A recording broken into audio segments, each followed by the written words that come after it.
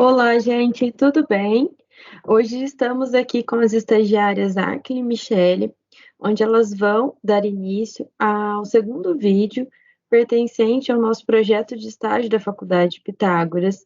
Lembrando que o nosso estágio é supervisionado pelo professor supervisor Cristiano de Jesus Andrade. Hoje, as meninas vão falar um pouco sobre o cuidado e autocuidado em tempos de pandemia.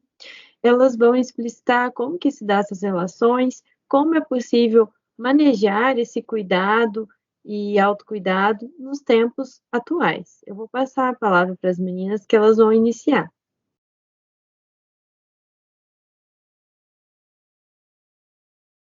Oi, pessoal, eu sou a Michele, eu faço psicologia na Faculdade Pitágoras. A gente está gravando esse segundo no assunto da pandemia. Hoje a gente vai falar sobre o cuidado e o autocuidado na pandemia.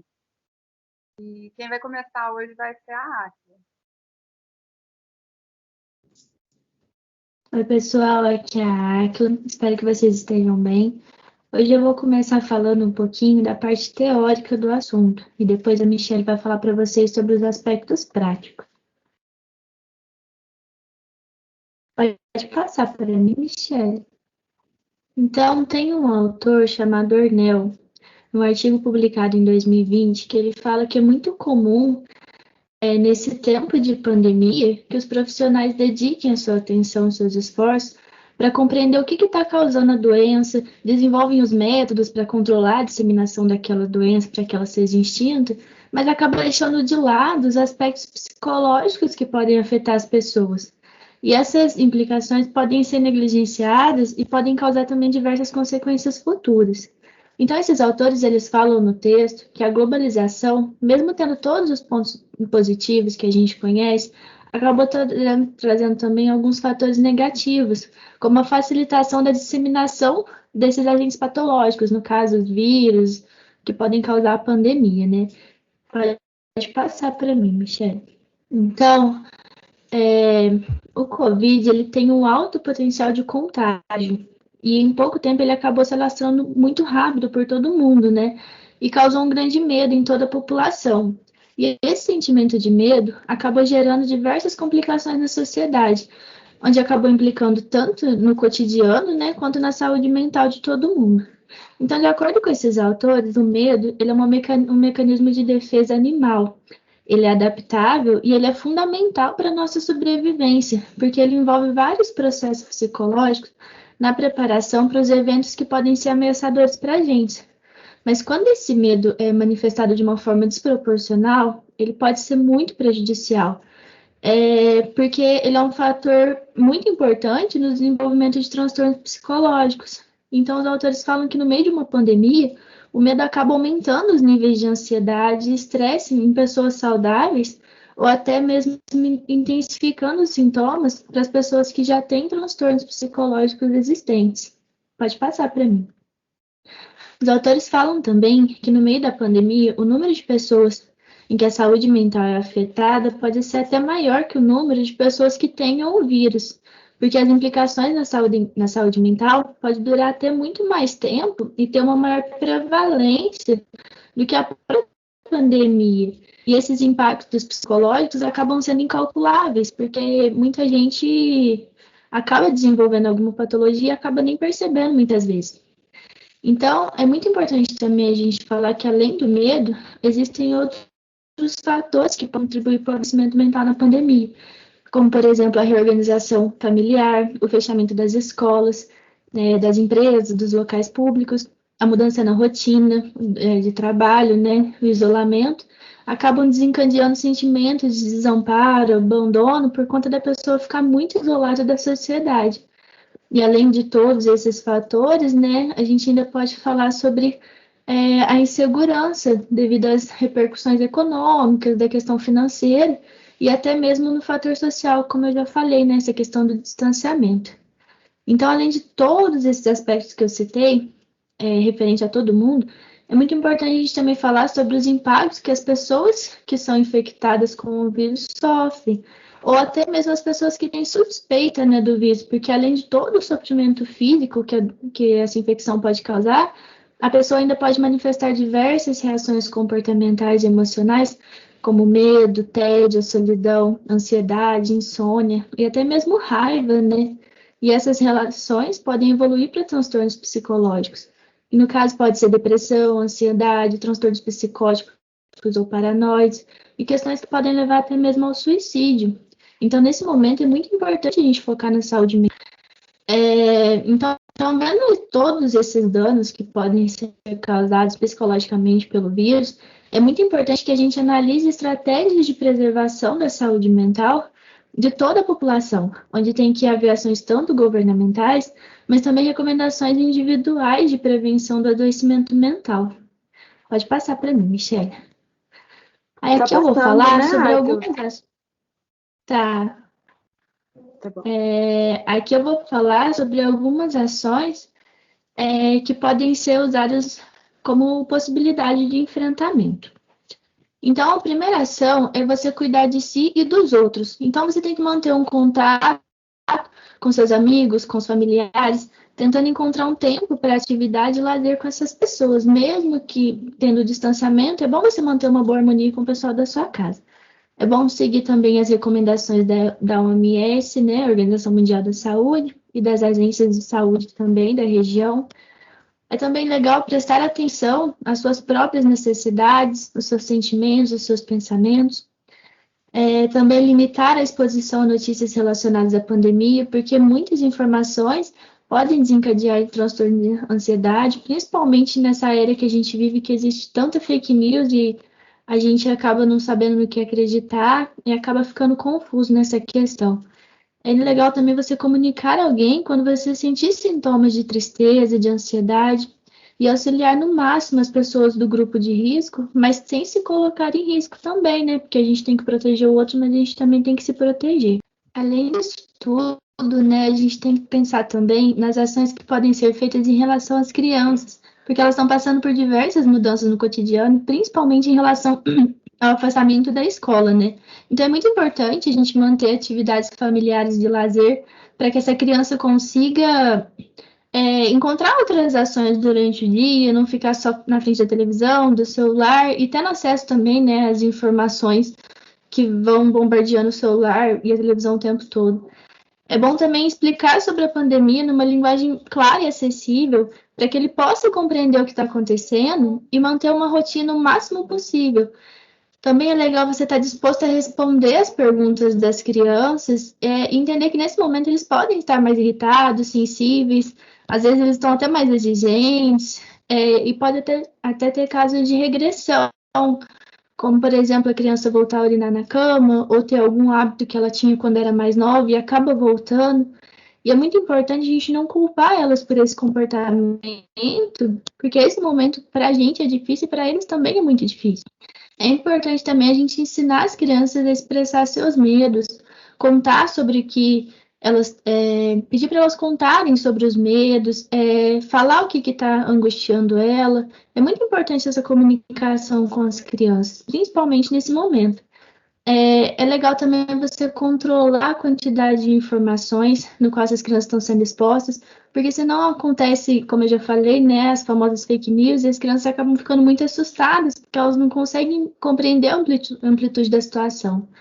E é legal também a gente inventar jogos que envolvam atividades físicas para eles não entrarem num momento de sedentarismo, porque a gente sabe que o esporte físico é muito importante, ainda mais nessa questão do isolamento, que eles acabam perdendo as aulas de educação física. É muito importante a gente tentar atividades o máximo possível que eles possam se movimentar para gastar energia também, né? Aí envolve questão de sono e tudo mais.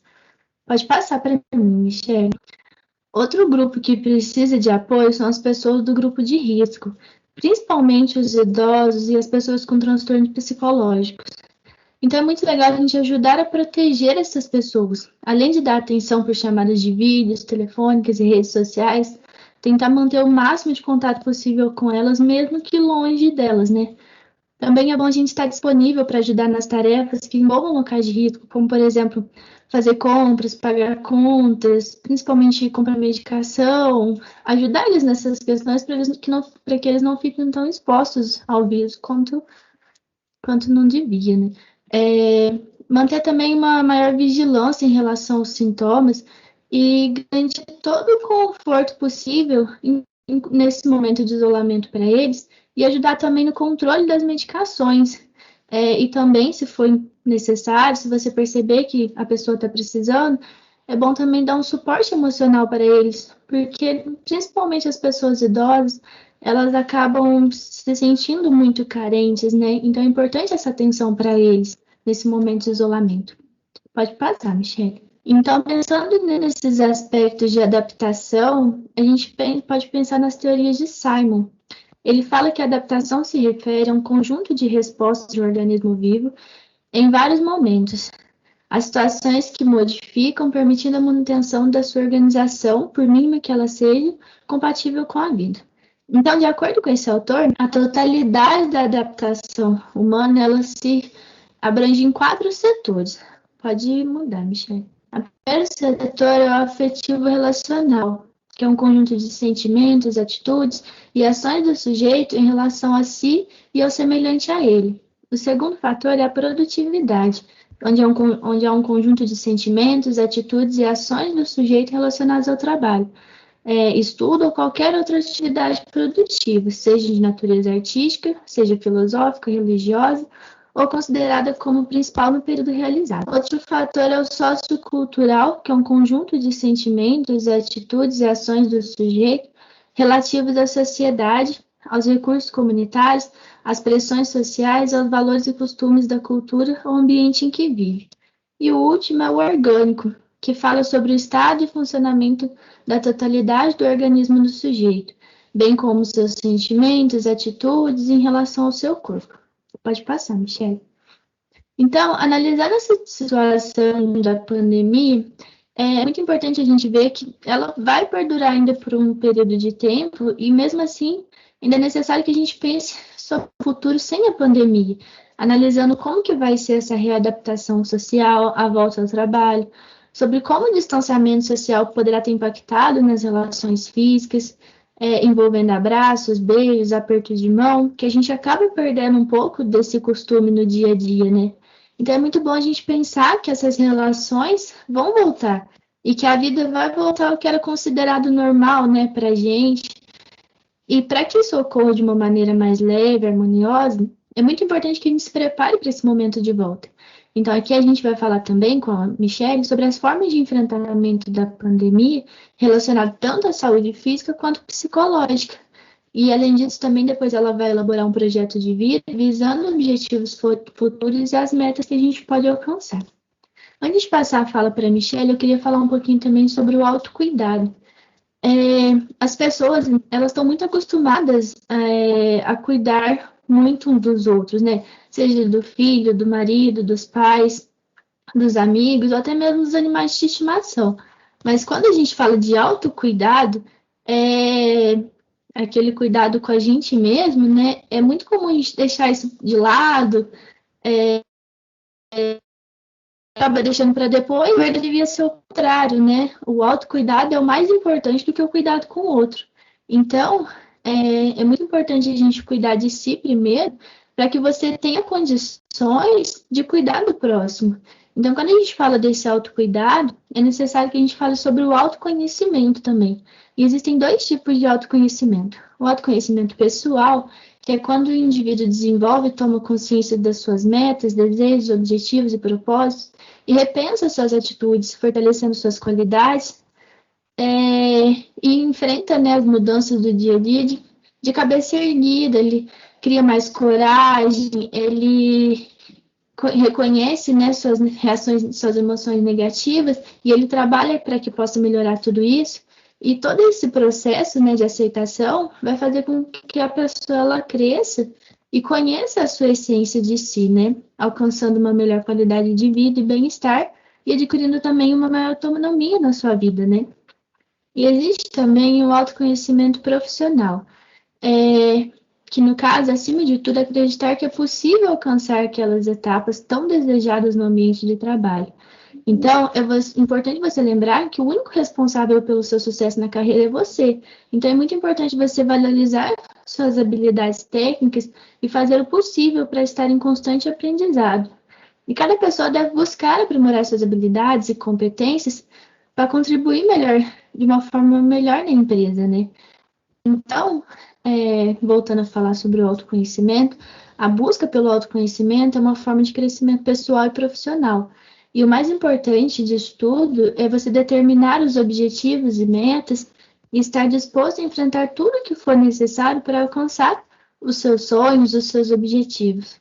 E outro ponto também que é muito legal a gente falar aqui, que é essencial você pensar positivo e saber que é possível conquistar os seus sonhos se você acreditar neles e transformar neles em realidade.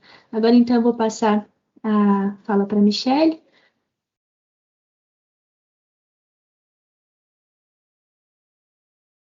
Então, eu vou falar com vocês um pouco a respeito de como adquirir essa resistência psicológica para viver nesse momento de pandemia, já que a gente está mais em casa, mais isolado, e a gente tem que pensar assim que não basta a gente listar fazer uma lista de diversas ações, o que é possível, o que não é possível. É preciso a gente identificar o que faz sentido, para que você se sinta bem. Podendo ser uma conversa de vídeo com os amigos, no WhatsApp, ou tirar um tempo para assistir um filme, uma série, cozinhar algo diferente na companhia dos filhos. É legal essa essa relação interpessoal. E também jogos de tabuleiro, atividades que possam servir de entretenimento para toda a família. Passar, Michelle.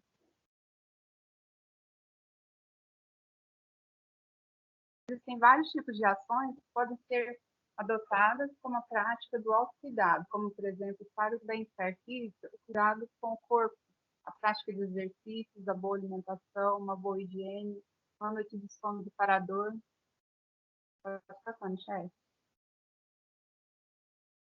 Praticar atividades de exercícios físicos podem ajudar a combater o estresse, a depressão, a ansiedade, ajuda a dormir melhor, dentre outros. Corpo e mente andam juntos. Dormir bem é fundamental para uma boa disposição. E a quantidade de horas pode variar de cada organismo. Recomenda-se uma média de 8 horas por dia, e é muito importante. Evitar aparelhos eletrônicos antes de deitar. Evitar assistir TV, ou procurar o que tem no e-mail, alguma coisa na rede social, evitar essas luzes diretamente no olho antes de dormir. Uma boa alimentação, mas a alimentação mais leve seria ideal. Quando você come uma coisa muito pesada, isso não consegue dormir direito. Não consumir bebidas alcoólicas antes de dormir. A cafeína também deve ser evitada de 3 a 4 horas antes. Noites mal dormidas diminuem a capacidade de concentração durante o dia e resultam em alterações de humor. É importante manter hábitos saudáveis com alimentos frescos, de preferência preparados em casa, seguindo uma dieta equilibrada. E a qualidade nutricional não significa que a comida tem que ser cheia de restrições ou sem sabor. E as comidas saudáveis também são bem saborosas. Para o bem-estar emocional, é fundamental cuidado com a mente e com as emoções. Os sentimentos, buscar uma psicoterapia e o autoconhecimento. Agora eu vou propor uma atividade com vocês, vou pedir para vocês pegarem um papel e uma caneta e vou fazer algumas perguntas e eu gostaria que vocês respondessem essas perguntas, pensando, refletindo bastante sobre elas. Talvez, se vocês quiserem mandar para a gente a resposta através do e-mail, para a gente ter um contato, ou se não quiserem também não tem problema, é só rasgar a imagem da fora. Mas eu queria que vocês refletissem a respeito dessas perguntas que eu vou fazer. A primeira é: você desenvolveu a habilidade de vivenciar o momento presente? Pensa muito no futuro ou pensa muito no passado? Acho que você se auto-observa, observa seus gostos, preferências, tendências, queixas e desconfortos. Porque às vezes a gente perde tanto tempo fazendo tudo que o outro quer, pensando em agradar sempre o outro e deixa de se auto-observar. Quais são as suas carências, suas frustrações, insatisfações e inseguranças? Está satisfeito no ambiente de trabalho, está satisfeito em casa, com a família, com a ajuda dos filhos. Deixa eu passar, Michele. Você busca se decifrar, conhecer. Pode passar, Michele. E considera importante em sua vida. Quando ouve a palavra sentido, quais são as 5 palavras que vêm imediatamente em sua cabeça? As coisas mais importantes seriam as 5 prioridades que vocês têm. Qual frase define a sua vida? Para quem você dedica a sua vida? Em que tem depositado sua energia ultimamente? Se estivesse vivendo sua vida pela segunda vez, o que faria diferente? Que objetivo define a sua existência? A gente passou mais rápido essas perguntas, depois vocês podem voltar o vídeo, pausar, responder, pensar e responder direitinho, analisar. E se tiver de comum acordo, assim, se quiserem entrar em contato com a gente, aí vocês pensam que mudanças seriam interessantes de pensar para melhorar o que está ao seu alcance de fazer, a gente pode pensar juntos. E eu espero que a gente possa dar uma devolutiva nessas reflexões.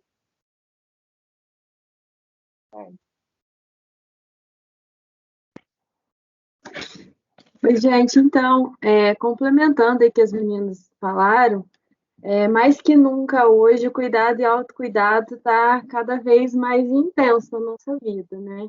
E como que essas ações, essas dicas que as meninas trouxeram para vocês, pode de alguma forma ajudar no cotidiano, né? É importante, o que a Aquila falou anteriormente, que saúde mental e saúde física andam juntas, né? E que hoje em dia a gente está, lógico, né? A gente está numa pandemia, a gente está bastante focado na questão, o medo de ser contaminado, mas também existem outras doenças que podem se agravar quando a gente não toma um autocuidado em si, né? Ir no médico, fazer uma bateria de exames preventivos, isso tudo é um autocuidado para evitar que lá na frente isso pode de alguma forma prejudicar a minha saúde, né? Isso é muito importante. A questão da alimentação, que a Michelle falou também, né? O cuidado físico. Então, a gente fala que é uma coisa só, né? O corpo, a saúde mental e a saúde física. Do jeito que a gente cuida do coração, vai no médico, a gente também cuida da saúde mental. Esse é um equilíbrio essencial na vida da gente, né? O cuidado com a saúde mental, igual as perguntas que a Michelle trouxe, é muito pertinente, né? Esse autoquestionamento. É eu parar para responder questões minhas. Às vezes é difícil a gente parar para pensar, né? Parece fácil, mas quando a gente senta lá e para pensar, não é tão fácil assim, né? Então, isso tudo é um exercício, é um estímulo aí para vocês que já comecem a praticar esse cuidado e autocuidado, né? E uma coisa importante também que eu achei que as meninas falaram é a gente ter essa liberdade de comunicar para alguém próximo quando eu não estou bem. A gente sabe que aguentar o fardo sozinhos pode ser muito prejudicial para a gente. Se eu não tenho liberdade de falar com alguém, eu procuro alguma ajuda profissional, mas o importante é a gente procurar ajuda, né? Nós enxergarmos as nossas limitações e tentar trabalhar nisso para que vire um potencial. Isso é muito importante. E também uma questão que pode prejudicar a nossa saúde mental nessa pandemia é as fake news, né, que a Aquila falou. Às vezes a gente é bombardeado, né, de mensagens, principalmente no WhatsApp. A gente fica nervoso de ver aquilo, fica ansioso, angustiado. A gente tentar, antes de pensar, fica preocupado, de onde vem aquela notícia, será que é verídico, né? Só da gente ter esse exercício, toda vez se auto-questionar, procurar saber, isso também pode, de alguma forma, diminuir a nossa ansiedade, né, pela situação que nós estamos vivendo. E também, o que a Acla trouxe, esse autoconhecimento profissional, é muito importante isso que ela falou, né? Que nós somos responsáveis pela nossa evolução profissional. Lógico que no trabalho a gente também tem motivações, tem desenvolvimento, tem pessoas que estão lá, mas também a gente tem que querer, né? Desenvolver alguma questão individual para que isso possa refletir no trabalho. Então, a gente espera que de alguma forma tenha contribuído aí para vocês. E essas perguntas aí que a Michelle trouxe, creio que vai ficar um pensamento aí para vocês, uma reflexão. E a gente espera, quem tiver o desejo, né, mandar aí para as meninas o que vocês acharem de fazer essa atividade, que é um exercício para praticar, né, esse autocuidado. Vocês, meninas, querem falar alguma consideração, alguma coisa? Eu só queria reforçar, né, o nosso contato por e-mail, caso vocês queiram falar tanto do tema de hoje ou de alguma outra questão, e também a liberdade de vocês darem dicas de temas que vocês querem que a gente traga. Mas acho que é só isso mesmo.